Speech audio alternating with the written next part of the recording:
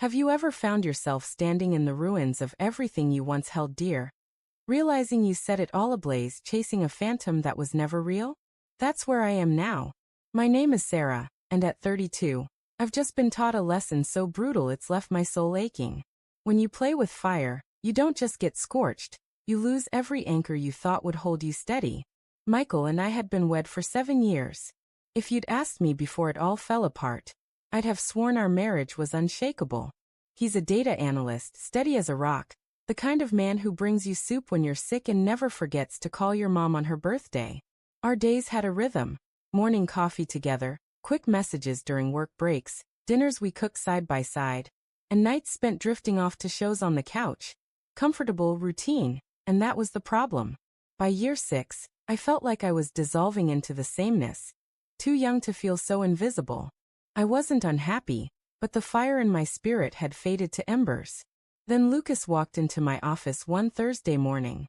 At 25, just out of grad school, he had sharp features, eyes like polished emerald, and a charm that drew you in like gravity. He was ambitious, quick-witted, and had a way of making everyone feel like they were the only one in the room. When his attention landed on me, something inside me stirred, something I hadn't felt in years, noticed. It started small. Quick chats by the office coffee machine, him asking for my thoughts on projects, singling out my work in team meetings.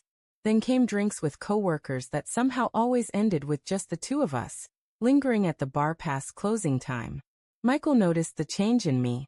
One night over dinner, he asked what was lifting my spirits. I told him work had gotten more exciting lately. It wasn't a lie. I just didn't mention why. The first spark ignited during a late-night project at the office. Everyone else had gone home, leaving Lucas and me to finish a critical campaign deadline. He handed me a coffee, our fingers brushed, and the air between us hummed with electricity. That night, we didn't just talk about work. We shared pieces of our lives, our pasts, our frustrations, our secret dreams. It felt like touching a live current. 3 weeks later, another late night. As he walked me to my car, he didn't just say goodnight. He looked at me like I was the only person in the world and kissed me. A deep, heart-racing kiss that left my knees weak. Driving home, guilt and excitement battled inside me. Michael was asleep when I crept in, his steady breathing filling our quiet bedroom.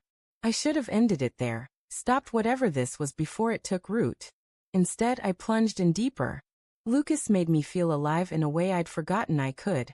He'd send clever texts during tedious meetings, making me stifle a smile. He'd graze my arm during presentations, just enough to set my heart pounding. He remembered every small thing I told him, as if it mattered deeply. Soon, we were sneaking lunches at a tucked-away cafe across town. After-work drinks became a habit. Then came the first hotel room, booked under the guise of a client meeting. It was thrilling, forbidden, addictive. For 4 months, I lived 2 lives: devoted wife at home, passionate lover in secret. Michael, bless his heart, didn't suspect a thing. He even encouraged my late nights at work, thinking I was chasing my career. Guilt ate at me in quiet moments, but Lucas's pull was too strong to resist. Then Lucas got promoted to regional manager. A fancy office, a big pay raise, the whole deal. I thought it meant a future for us.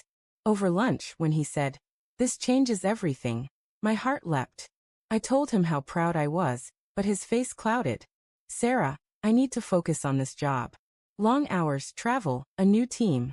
I can't afford distractions." The word distractions landed like ice water. "What does that mean?" I asked, voice trembling. "It means we have to end this. It was amazing, truly, but I can't be tied down right now. You understand, don't you? Amazing." That's all I was to him. A fleeting rush. 4 months of fire and connection, and I was just a diversion. I went home that day, my chest hollow. Not just from Lucas's rejection, but from how easily he'd discarded me, how little I'd mattered. Michael sensed the change in me immediately. My spark had vanished. One night, he asked point-blank what was wrong, and I broke. I confessed it all. The affair, the emotions, the restlessness in our marriage. How Lucas had made me feel alive, and how he'd cast me aside. Michael listened without a word. When I was done, he looked at me, his voice icy. So you found our marriage boring, slept with a coworker, got dumped, and now you want my pity? Put that way, it sounded even more pathetic than I'd realized. I'm sorry, Michael. I know I messed up. I want to fix us, I begged.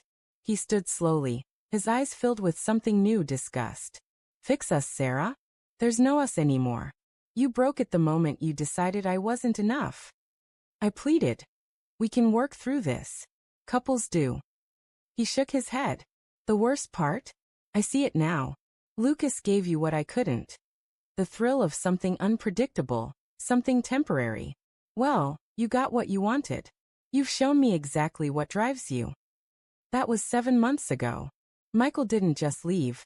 He reinvented himself. He's dating now, traveling, taking risks, becoming the vibrant man I once wished he'd been. But for others, not me.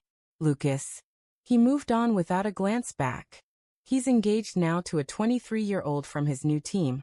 Their social media posts glowing with happiness, like two people perfectly matched. And me?